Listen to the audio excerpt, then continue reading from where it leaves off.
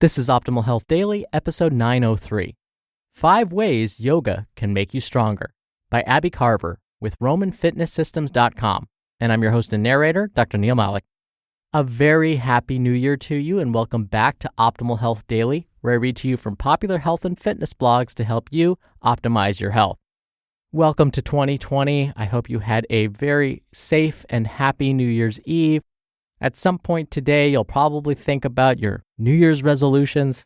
I would say on this show, that's a recurring theme. It's like every episode in itself is its own New Year's resolution.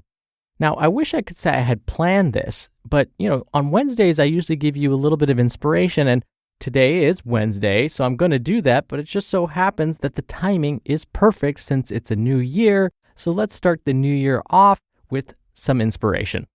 Quote, "Real heroes are those who fall and fail and are flawed, but win out in the end because they've stayed true to their ideals and beliefs and commitments." Kevin Costner. I thought this quote was perfect not only because it's the new year, but because over the last 2 episodes, we've been discussing setting SMART goals. And it's okay if a SMART goal doesn't work out the first time or the first few times, but if you stay the course, you will eventually reach your goal. Oh, and I should mention, if you want some extra inspiration, you can follow us on Instagram at Old Podcast. Sorry, I had to get that little plug in. All right, I'm sure you're anxious to hear today's post, so let's get right to it and start optimizing your life in the new year. 5 Ways Yoga Can Make You Stronger by Abi Carver with RomanFitnessSystems.com. When you think of yoga, you probably picture a room full of skinny girls bending themselves into positions that defy all laws of physics. But there's also a functional side that can make you stronger, faster, and more powerful in the gym. By combining it with lifting weights, you get the best of both worlds, maximum strength and performance with minimum pain and injury. I'll explain. 1. Yoga as bodyweight training. Are you one of those people that trains one muscle group while completely neglecting another? If so, bodyweight training can help to even things up. Yoga integrates muscle groups to create overall functional strength. Sustaining yoga poses increases muscular endurance. It also focuses on building strength in the core stabilizer muscles of the abs, obliques, lower back, and pelvis. Yoga can also reduce muscle soreness following intense weight sessions and give your muscles, joints, and bones time to repair and grow. Lifting weights is inherently competitive, whereas yoga is reflective and develops self-discipline. Yoga can also add variety to your training program, which means you are more likely to stick to it. 2. Yoga stretches tight muscles. Do you ever feel your strength gains are limited by tight muscles and a limited range of motion? Muscles get tight from prolonged inactivity. Think sitting at a desk or in a vehicle for long periods of time. Or it could be caused by injury as your body tries to protect the affected area. It could happen also after exercise, which would be caused by microscopic tears in the muscle fibers, also known as delayed onset muscle soreness or DOMS. Yoga is one of the most effective ways to release tension in tight muscles. It incorporates static and dynamic stretching to increase flexibility and suppleness throughout your entire body. Not only can this reduce the soreness caused by intense strength training, but it's also crucial for restoring full range of motion.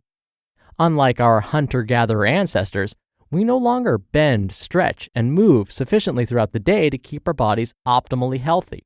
To stay flexible, supple, and pain-free, especially if you train hard and lift heavy weights, you really need to incorporate consistent flexibility workouts into your training program. 3. Yoga promotes healthy joints.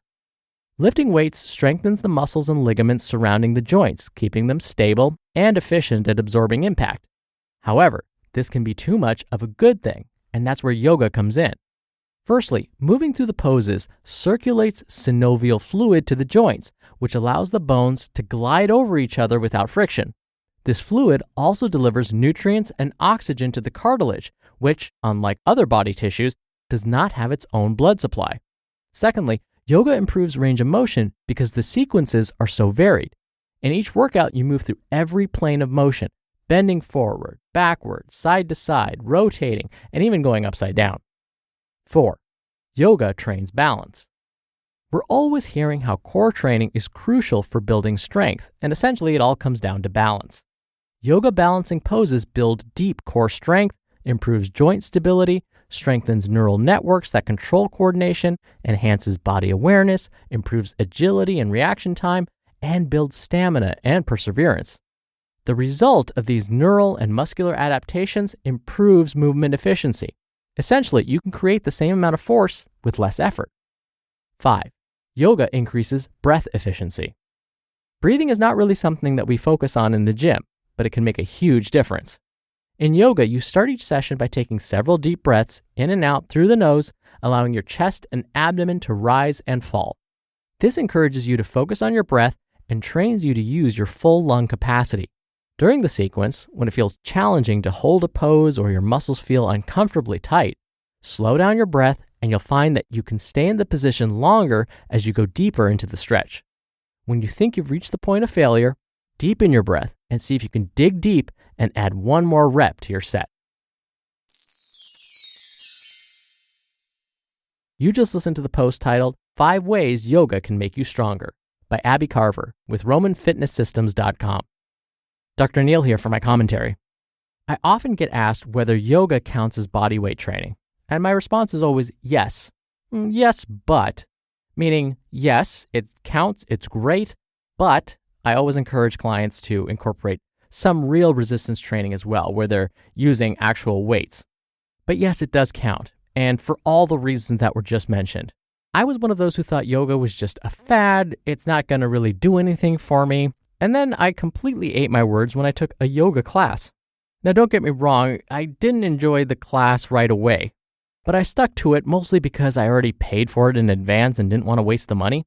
But I'm glad I did because eventually something clicked. After yoga class, I noticed something about myself. I was more calm. When I was driving home after yoga class, I wasn't as uptight and angry at drivers that would cut me off or would be right behind me on my tail. Everything just seemed okay. Everything seemed more calm. Everyone was cool. And at the same time, I noticed improvements in my flexibility. I am not flexible by nature, but I did notice some things were starting to happen. Now I incorporate yoga moves after every workout as part of my stretching routine. Once in a while, instead of having a complete rest day where I don't do any workouts, I'll toss in a 1-hour yoga video and that'll be my rest day. And I'm always thankful that I did. Now there are different forms of yoga. There are the power yoga moves, there's the relaxation yoga. For me, I just prefer the relaxation yoga. I've tried power yoga and it stresses me out. So I like relaxation yoga on my off days, and that's perfectly fine. Oh, and one thing I have to mention, yes, the breathing is important in yoga, but it's also important when you're lifting weights. And what I've come to realize is the breathing exercises I learned in yoga can be applied to lifting heavy weights in the gym. I realized that through yoga, I'm much more focused on my breath in the gym too, which I believe helps me get through some of those really heavy weight sessions. All right, that's enough out of me today, and I can't believe that's 903 episodes. Thank you for listening. Thank you for being a subscriber. It's all thanks to you. We wouldn't have been able to get to the new year without you listening and sharing the show with others, so I thank you. I hope you have a wonderful start to your new year and wishing you a very happy and healthy one. And I'll still see you back here tomorrow where your optimal life awaits. Hello, Life Optimizer. This is Justin Malik, creator and producer of this show and Optimal Living Daily, the brother podcast of this one. Literally, I'm Dr. Neal's brother.